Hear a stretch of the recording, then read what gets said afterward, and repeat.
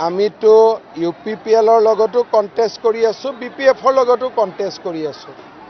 আমাক UPPLেও গালি পাৰি আছে, BPFেও গালি পাৰি আছে, কংগ্ৰেছেও গালি পাৰি আছে। আমিহে কাকো গালি পাৰা নাই। মই ইমান দেৰি ভাষণ দিলোঁ, কাৰোবাৰ নিগেটিভ কথা কৈছোঁ নেকি?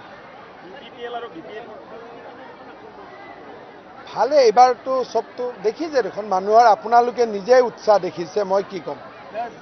বেলেগ কোন পাৰ্টিৰ মিটিঙত ইমান উৎসাহ দেখিছে?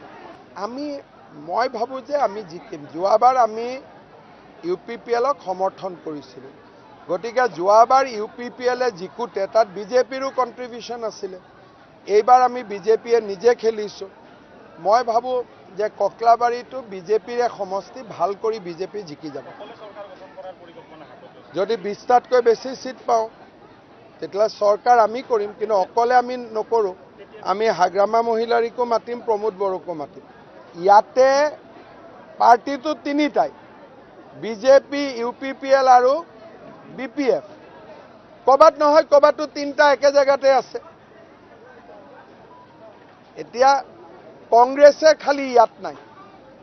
কংগ্ৰেছক বাদ দি চবেইতো ক'ৰবাত নহয় ক'ৰবাত মিলা মিছা আছে, খালি কংগ্ৰেছে নাই। এইবাৰ আমি কৈছোঁ কি যে আমাৰ চবৰ লগতে ভাল, কিন্তু ভাল থাকিলে নহ'ব। সুশাসন, ইমান মহিলাই অৰুণোদয় পোৱা নাই, ইমান মানুহে ঘৰ পোৱা নাই, পৰিৱৰ্তন এটাতো BTCত লাগে।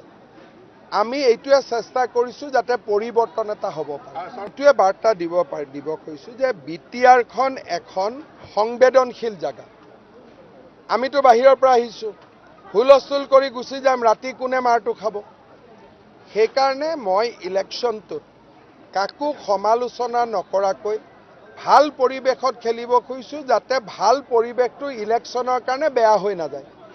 আজি আপোনালোকে চাওক 18 তাৰিখ পালেহি, ক'তোতো কোনো গণ্ডগোল নাই। দুই এটা বিক্ষিপ্ত ঘটনাক বাদ দি সেইটোৱে এটা BJPৰ সফলতা। চবৰ লগতে কৰিম। হাগ্ৰামা মহিলাৰী, প্ৰমোদ বড়ো দুইজনে লগত থাকিব লাগে। মোৰতো দৃষ্টিভংগী যে যদি আমাৰ চৰকাৰ নহয় বাকী দুইজনে আমাৰ লগত থাকিব লাগে। এনেওতো আজিওতো চব NDAতে আছে, হাগ্ৰামাও NDAত আছে এক প্ৰকাৰে, UPPLও আছে, ময়ো আছোঁ। প্ৰথমবাৰ অস্ত্ৰত দপদপনি নোহোৱা নিৰ্বাচন, সেইটোৱে আমাৰ চৰকাৰৰ সফলতা।